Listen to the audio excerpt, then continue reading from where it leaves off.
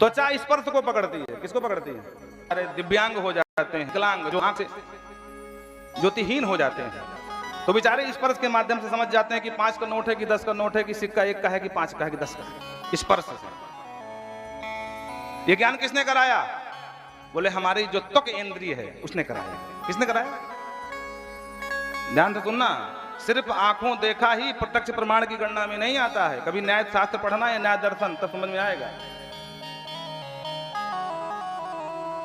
उसी तरह हमारी जो रसन इंद्रिय है, रसना, जिह्वा, जीभ ही बताएगी कि रसगुल्ला कितना मीठा। प्रधान जी कहते हैं, क्या आंख बता सकती है क्या? नहीं ना, कान बताएंगे ना। हाँ, तो श्रवण इंद्रिय, तो अपनी पंच जो ज्ञान इंद्रियां हैं उनसे जो ठीक ठीक ज्ञान हमें मिलता है उनको हैं प्रत्यक्ष प्रमाण। बोलो राधे राधे। आंख का तो है भाई, हमने अपने आंखों से देखा है, पर सिर्फ अपने आंखों से ही सब प्रत्यक्ष प्रमाण के अंतर्गत नहीं आते हैं। हमारी जो पंच ज्ञान इंद्रियां हैं इनकी पकड़ में जो आएगा वो प्रत्यक्ष प्रमाण की श्रेणी में कहलाएगा।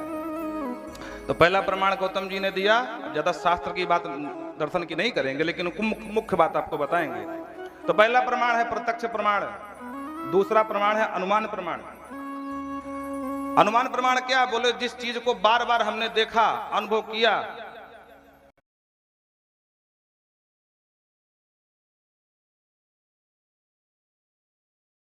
हम अनुमान से कह सकते हैं। मान लो कोई कालू वस्तु दिख रही है, हमने कहा ये तो भालू है, क्योंकि हमने भालू देखा, भालू काला होता है भाई। फिर हमने कहा नहीं नहीं नहीं, अब हम अनुमान लगाएंगे, ये भालू होता तो हिलता डुलता चलता उठता बैठता, 3 दिन से ऐसे ही दिख रहा है, ये भालू नहीं हो सकता भाई। बोलो राधे राधे। तो फिर ये कौन है? बोला और ठीक से पास से देखते हैं, अरे राम राम, लगता है किसी ने पेड़ में कम्बल टांग के चला गया, हम भालू समझ रहे थे। या किसी ने कहा, किसी ने पूछा कि नील गाय कैसी होती है? बोले गाय जैसी ही होती है। जंगल में हम गए और गाय जैसी आकृति वाला एक जानवर मिला, तो हमने कहा नहीं हो सकता ये नील गाय होगी। ये अनुमान प्रमाण है, जो हमारे जीवन में बार बार घटना सेम घट रही है। अगर ऐसी घटना हमको स्पष्ट नहीं हो रहा है और कुछ आभास हो रहा है, तो हम कह सकते हैं कि ये अनुमान प्रमाण के अंतर्गत। एक सूत्र है गौतम जी का, यत्र धूमस तत्र वह्नि। ध्यान से सुनना, यत्र धूमस तत्र वह्नि। धुआं जहां जहां धुआं होगा वहां आग जरूर होगी। देखो नीचे देख लो। क्यों? क्योंकि हमने अपने बाल्यकाल से देखा है कि जब जब आग जलाई जाती है धुआं होता है, और जहां धुआं है वहां आग पक्की बात होगी होगी। ये हो सकता है कि आग जल रही हो और उस आग में हमको दूर से हमको आग स्पष्ट दिखाई न पड़ रही हो, धुआं ही स्पष्ट दिखाई पड़ रहा हो, लेकिन धुएं को देख करके हम कह सकते हैं कि नहीं, यहां पर अगर धुआं है तो आग अवश्य होगी। ये है अनुमान प्रमाण। ये गौतम जी की देन है। आज जो प्रशासन अपराधी को सजा दिला रहे हैं, जो न्याय तंत्र चल रहा है, ये हमारे ऋषि की देन है। हमें गर्व करना चाहिए। और हमने पश्चिमी सभ्यता को अपना करके और हमने समझ लिया कि गैर गुजरे हमारे भारतवासी हैं, हमारे पुरखे हैं। पर कभी अगर उन्हें पढ़ा होता, उन्हें समझा होता, उन्हें जाना होता है, तो गौरव की अनुभूति होती है। पुलिस वाले पकड़ते हैं, वो अनुमान ही तो लगाते हैं। अगर प्रत्यक्ष प्रमाण नहीं मिल रहा है तो अनुमान से ही पकड़ते हैं। अपराधी का लक्षण क्या है? बोले जब हम सामने जाएंगे तो पूरा ऊपर से नीचे तक कितना अपने आप को संभाले, पर उसकी आंख कुछ और कहेगी, वाणी कुछ और कहेगी, शरीर कुछ और कहेगा, पकड़ लेंगे। क्यों? क्योंकि उन्होंने अनुभव किया है कि जब जब कोई अपराधी हाथ चढ़ा है तो उसके लक्षण यही है, डरा हुआ, सहमा सा, कहना कुछ चाहता है, निकल कुछ रहा है, बार बार अपने बयान बदलेगा, बार बार बात पकड़ी जाएगी। और तीसरा है शब्द प्रमाण। शब्द प्रमाण किसे? जैसे कोई बहुत संत ने या हमारे शास्त्रों ने कह दिया, शास्त्रनाथ त्रायित शास्त्रम, आप हमारी आज्ञा का पालन करो, हम तुम्हारा त्राण करेंगे, तो हमें अब किंतु परंतु नहीं करना चाहिए। हा?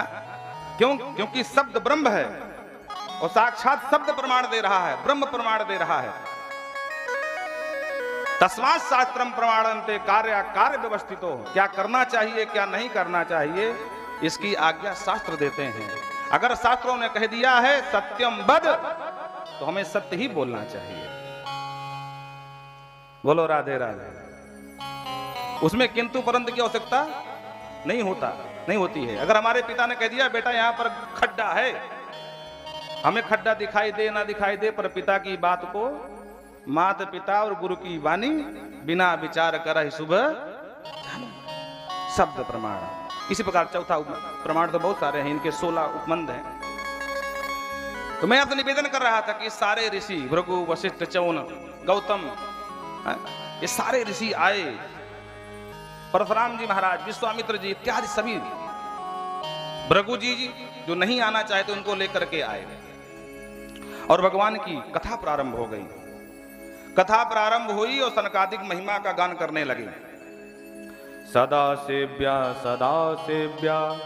श्रीमद्भागवती कथा यस्या श्रवण मात्रेण हरिश्चित्तं समाश्रये, हरिश्चित्तं समाश्रये। सनकादिक कहे उठे नारद भगवान की कथा सदा श्रवण करने योग्य है। ये भैया हाँ ठीक है। और हाँ देखो याद आ गया हमको, आप लोग तो कथा सुन ही रहे हो, ये कथा लाइव भी हो रही है और हम भुलक्कड़ हैं, भूल जाते हैं। हाँ हम याद नहीं रहता कथा के प्रवाह में। और हमसे कल ही भैया कह रहे थे कि महाराज जी बोल दिया करो, तो ये कथा लाइव भी हो रही है और आप जब चाहोगे आपके यहाँ की गाँव की कथा हमेशा पड़ी रहेगी जब तक ये तंत्र व्यवस्था है, मीडिया प्रसार तंत्र। तो आप लोग यहाँ बैठकर सुन रहे हो, बाकी अन्य लोग भी सुन रहे हैं। इस कथा का यही लाभ है कि आप बाद में भी हाँ श्रवण कर सकते हैं। जो बेचारे नहीं आ पा रहे हैं, जो आपके खेतों में हैं, खलियानों में हैं या कहीं बाहर गए हैं, उनको लिंक भेज दीजिए। हाँ और हमारे नाम का चैनल है तो उसमें आप सर्च कर लीजिएगा, तो उसमें आप देख लेंगे तो मिल जाएगी। तो कहते हैं सदा सेव्या, भगवान की कथा सदा श्रवण करने योग्य होती है। दिना नाम नियमो नास्ति, ये दिन आदि का नियम जो है ना सामान्य भक्तों के लिए होता है। जो भगवान का उत्तम कोटि का भक्त है वो कभी दिनों के भ्रमजाल में नहीं फंसता कि आज सोमवार है, आज भगवान के दर्शन शंकर जी के जाऊंगी, शनिवार को बिल्कुल नहीं जाऊंगी। क्यों भैया शनिवार को भगवान भाग गए क्या, मंदिर में नहीं है?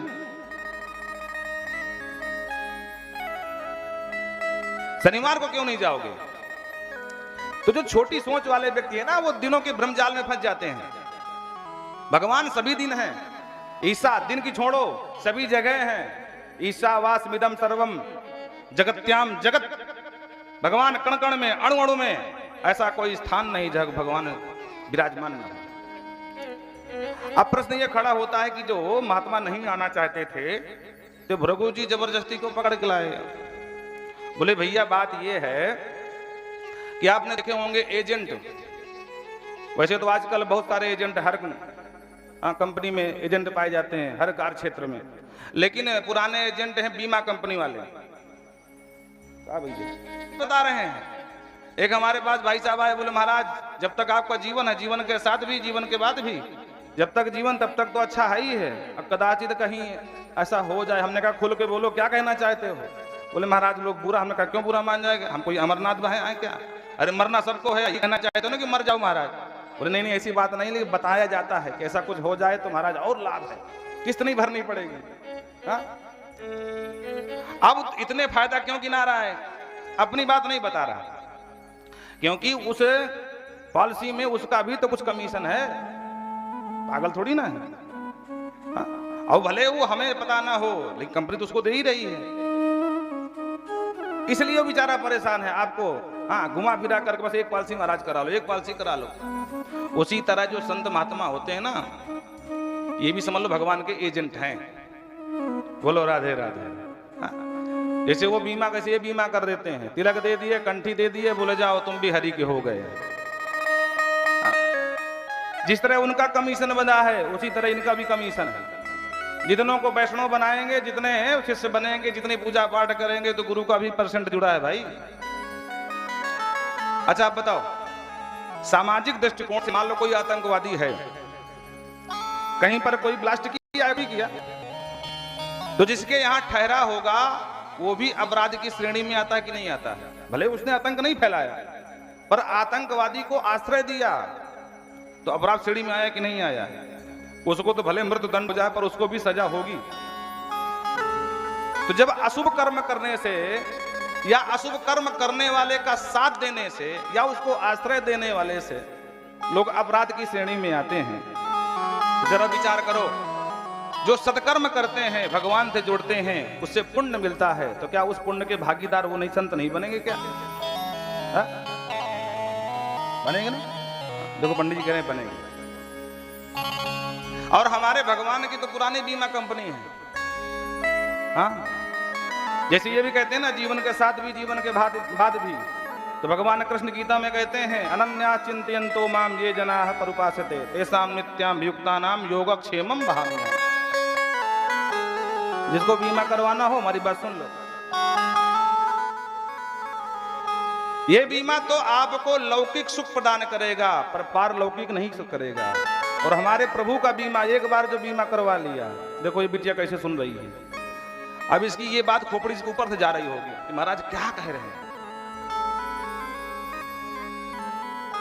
अच्छा देखो, जितनी पुरानी कंपनी होती है उतना विश्वास पात्र होती है, विश्वसनीय होती है कि भागेगी नहीं लेकर के।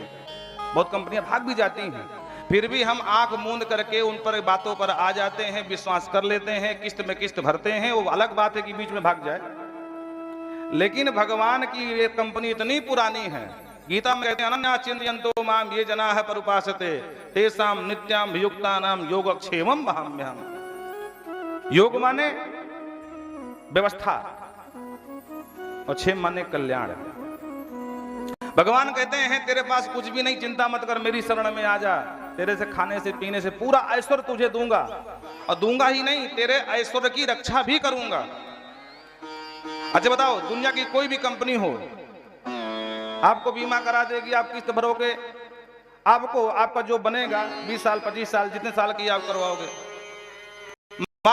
आपने भी दिया तो 1 करोड़ देने के बाद अब आपके घर में चाहे डाका पड़ जाए, बीमा कंपनी से कोई मतलब नहीं। सही कि नहीं? वो करोड़ दे दिया, रास्ते में उठ जाओ, हमसे कोई मतलब नहीं है। पर भगवान कहते हैं योगक्षेमम वहाम्यहम्, दूंगा भी और रक्षा भी करूंगा, पर एक बार ईमानदारी से आकर के मेरे संतों से शरणागति प्राप्त कर लो और हमसे जुड़ जाओ। बोलो राधे राधे। इसलिए भृगु जी चानबोधियत सबको समझा बुझा करके, अरे कहाँ फंसे हो, चलो भगवान की कथा में चलते हैं, सबको लेकर के आए, कथा की महिमा सुनाए। दीनानाम नेमो नास्ति, बहुत सारे शास्त्रों के भ्रमजाल में फंसने से क्या मतलब। किम बहुभिः शास्त्रैः पुराणैश्च भ्रमावः एकम शास्त्रम भागवतम पुराण। केवल मात्र एक भागवत का आश्रय ले लो और तुम्हारा कल्याण हो जाएगा। ये कौन कह रहा है? सनकादिक कह रहे हैं। न गंगा न गया काशी न पुष्करम न प्रयागकम। कहते हैं गंगा, काशी, गोदावरी, ये जितने प्रयाग तीर्थ है ना, इनमें भी वो क्षमता नहीं है कि भागवत के कथा का पुण्य की क्षमता करे, बराबरी कर सकें। सुख शास्त्र कथा याच क्षमता नहीं। लेकिन इसका मतलब ये नहीं है, लोग कहते हैं महाराज हमने तो बहुत भागवत सुना है। फायदा नहीं होता है। फायदा तब होगा जब धुंधकारी की तरह सब कुछ छोड़ करके बैठे पंडाल में और कोई फोन में देख रहा है, क्या है, किसका मैसेज आया, अच्छा। मनसा वाचा कर्मणा, ईमानदारी से जितनी देर बैठो। हम सबसे कहते हैं कोई जरूरत नहीं 24 घंटा भजन करने की, आप 2 मिनट करिए। कितने मिनट? 2 मिनट, 2 छोड़ो, 1 मिनट करो, लेकिन जितनी देर के लिए करो सब कुछ भूल जाओ। लोगों को समझाओ तो बोलते महाराज अपना काम करो, हमको मरने की फुर्सत नहीं है, तुम समझा रहे हो हमको। जरा उनसे पूछो, अगर उन्हें पता चल जाए कि तुम 1 घंटे बाद मर जाओगे, तो जरा विचार करो, क्या उसके बाद तुमको काम करने की फुर्सत रहेगी या किसी काम में मन लगेगा? वो तो अच्छा भगवान की कृपा है कि पता नहीं चलता है, बहुत लोगों को चल भी जाता है, डॉक्टर लोग बता देते हैं तो ये भगवान की बड़ी कृपा है। और कहते हैं सनकादिक नारद, जो मानव तन पा करके इस भागवत की कथा में गोता नहीं लगाया, कथा का श्रवण पान नहीं किया, उससे बड़ा कोई अभागा हो नहीं सकता है। नाम गिनाया, आ जन्म मात्रमप्ये न सठे न किंचित चित्तम विधाय सुख शास्त्र कथा न पीता चांडा